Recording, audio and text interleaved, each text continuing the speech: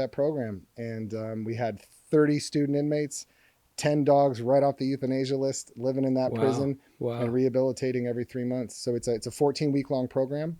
We send dogs basically from the shelter system, usually from the euthanasia list, and usually large young dogs. Wow. Like your dog. Wow. Those are the dogs that are being put to sleep at our shelters. That's right. And they're being put to sleep at our shelters because they don't have the skills to be adopted and stay adopted. Yep. Whether that's leash training, potty training, crate work, they might be reactive with other dogs. Yep. So there's so much that these dogs need to understand in order to get adopted and stay adopted.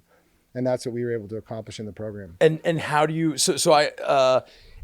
and I mean, there's so many parallels between, those dogs, the fear, the bigotry, how people perceive those kinds of dogs, and how people perceive these kinds of inmates. How do you choose specifically? What's the criteria in choosing the dog, and what's the criteria in choosing the inmate, or is it just whoever signs up for it? Well, in the early days when we first started, we sent everybody into prison. So the worst of the worst dogs, because our trainers were so good that we were able to get some of our long-term incarcerated students trained up very quickly. So after our first 14-week long program, we were just rapid fire. Every 14 weeks, we're graduating a class of 30 students. We're letting them re-enlist. So some of our guys are in our program for years and years and years. They went through 10, 11, 12 rounds. They've saved tons of dogs. They are professional dog trainers. So in the beginning, we sent in the worst of the worst. I mean, dogs that, quite honestly, we should not have been sending into prison.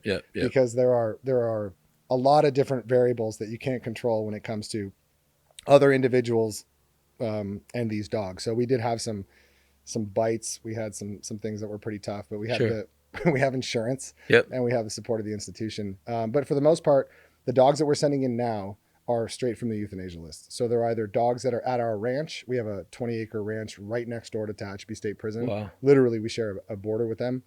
And we are sending in the neediest of the needy, because young dogs are being euthanized at a clip of about 40%. So 40% of young large dogs are being killed in our county. That's thousands and thousands and thousands a year at great cost to our county.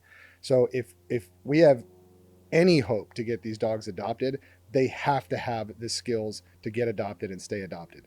So that's what Positive Change does. It's a 14-week long program where we're adhering to the Canine Good Citizen certification. So every week we're working on a different point of the CGC test. So we're going through basic obedience. Okay. We're going through a challenging group of steps to try to get to our end goal, which is Canine Good Citizen certification and graduating the program. So there's socialization, there's mastering the walk, there's learning the 3Ds of dog training, there's learning all these different aspects of dog psychology that we're trying to convey. And the goal, obviously, is to help these dogs get adopted and stay